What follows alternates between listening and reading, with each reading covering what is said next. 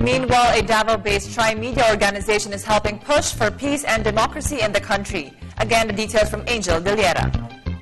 Tropa, or the Tri-Media Organization for Peace and Alliance in Mindanao, is a movement that was organized in the year 2009. Their fight towards democracy in the country to make peace prosper through disseminating good news about the positive services of the Armed Forces of the Philippines, or the AFP, and broadcasting positive public opinions about them is the goal. Manny Otida, a polio victim, was the first president of the organization. He is also the one who headed in strengthening the Tropa. It is comprised of 17 anchormen in Davao City. In 4 years, the advocacy involved not only government militaries, but as well as all programs of the government and NGOs in terms of promoting peace for the people. Arthur Berneo is the elected president for 2013 to 2014, who will be pressing the movement forward and onwards.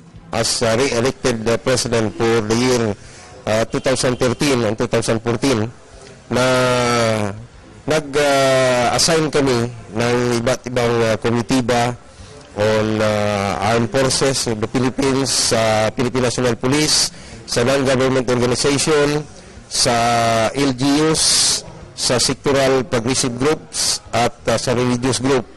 Then ito po, pinatanaw ng grupo sa Tri-Media Organization for Peace and Alliance na makapagtulong sa pagbigay ng impormasyon in all aspects na para makamtan ang minimikiti nating kapayapaan.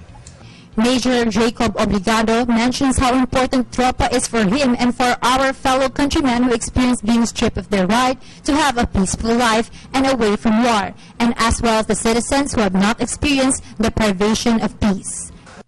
It's evolved into a more responsible organization. It has evolved into a more expanded type of organization catering to not only to the media but more responsible in the sense na sila ang nagbibigay ng positive public opinion sa Armed Forces of the Philippines. Ibig sabihin ng positive public opinion ay ipinapakita nila na hindi masama ang sundalo, hindi masama ang kapulisan.